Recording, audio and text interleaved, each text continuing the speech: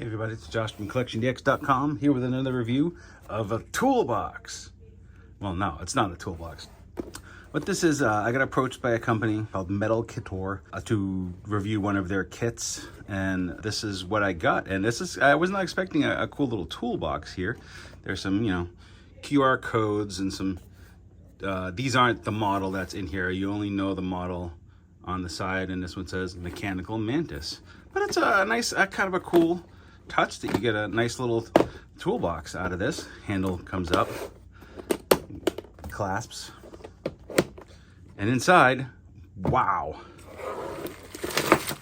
So what this is it is a metal model, and I'll put up a picture of what it's going to look like when it's done. But basically you build your own metal Mechanical Mantis out of all these machine parts, and there's 500 pieces. Each one is labeled in a bag, and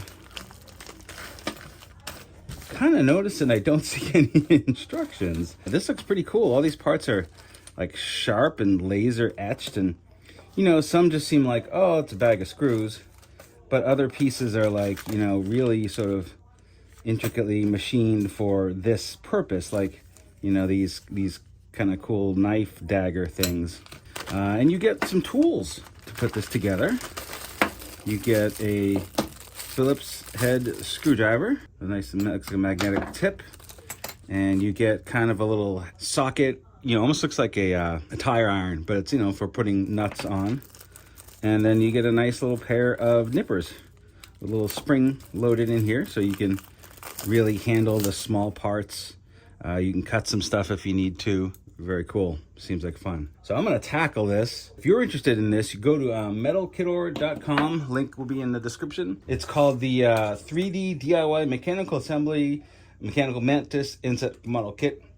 500 pieces, and it comes in at $89.99. Let's take a look. All right, so there weren't any instructions in the box. Come to find out, they come to you in email. So if there aren't any instructions in your package, email them. They will send you a PDF. Let's get going. The first step of building last night took me almost an hour. There are a bunch of these little joints you got to build ahead of time, and then you start building the leg.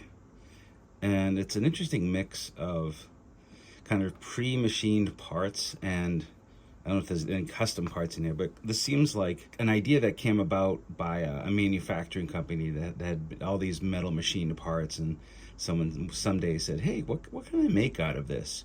So I'm guessing all of these parts are used in other manufacturing applications. Like clearly this foot is you'd slide it over a screw and tighten it down like you used to when you would hook your Nintendo up to your antenna. But the end result is pretty cool and sturdy, but it is a little time consuming, right? Make sure you allocate the amount of time, get some magnifiers or something.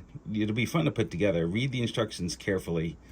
And I know that can be a challenge when they look like that, but really when you slow down, you can really see what everything is marked as. But I would say notice too that like some things have more than one thing listed on a box, so just be careful. I had to disassemble it because I used the wrong piece. I didn't realize there were two pieces in this box.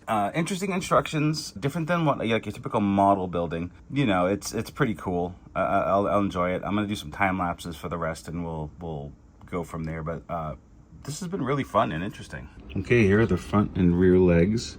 So the front legs has this little peg assembly coming out.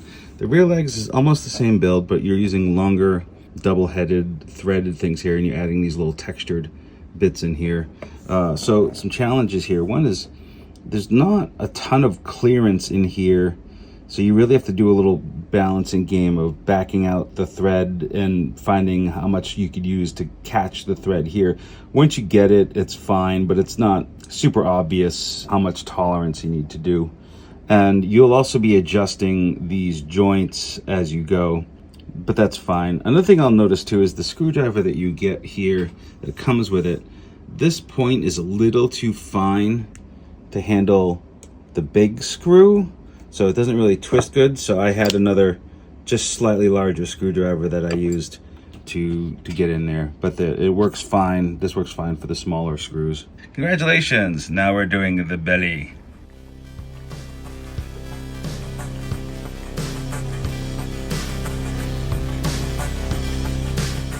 All right, this part requires some explanation. It was not clear in the instructions of what you're supposed to do. So in order to get all the length of this middle shaft to connect from here to here, you gotta like roll up these rubber bits over the joint in the best way that you can, because they're meant to kind of go not between but outside. And as we tighten this up, my hope is that, say we slide it into place, then I'll roll these back into where they're supposed to go between the pieces. But it's just not, it barely makes it. Like if you were to stack these in rubber, brass, there's no way that this is long enough. So you have to kind of roll the rubber ends over the brass bits, line them up, and then put them on.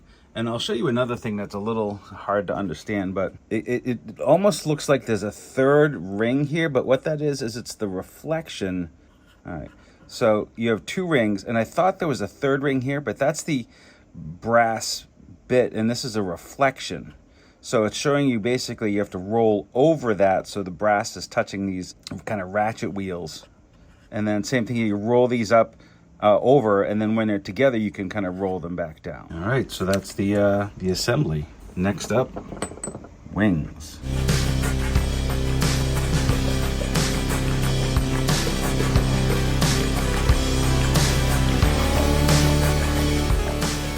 All right, wings are done.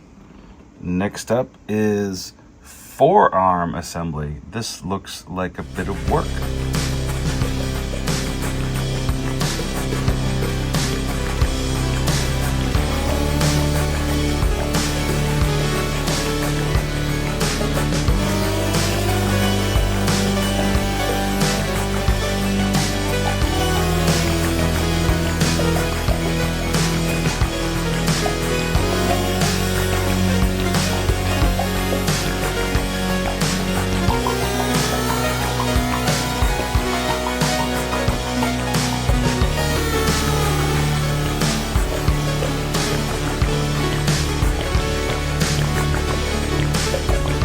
So I put the head together off camera just because some of these things are ridiculously small. I'm surprised with my sausage fingers I was able to do them.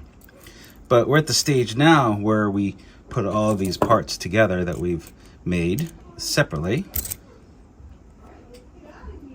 So you can see they just sort of kind of stack on and come together like that.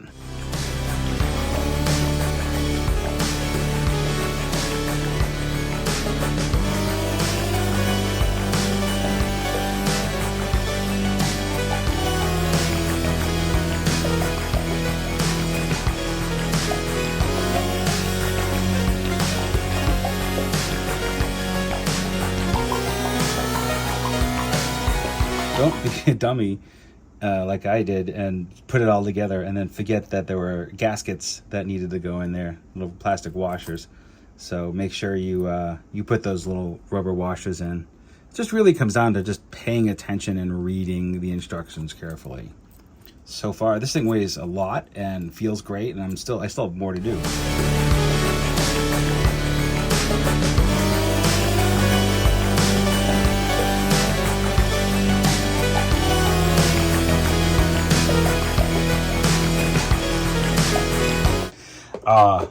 What a journey. This thing was so fun to build, but also a big challenge. I would say that there were some lessons learned here. One, when you are seeing the diagram for the first time, put the parts out of their baggies before you start, because sometimes you have to hold things with a certain way, and then if you're trying to open the next baggie of parts while you're holding pieces together, it's a pain, right? But man, look at how beautiful this thing is. It is 100% metal. It's got to weigh a couple pounds, at least a pound. It is all kinds of posable. I mean, literally everything that you could want to move on this is movable. But I will say that repeated moving of the things might loosen the joints. You know, they are just screws and nuts and washers. So just be cognizant of, if you're going to handle this a lot, maybe you keep the tools handy to tighten them up. I mean, it is just gorgeous. The wings are super cool.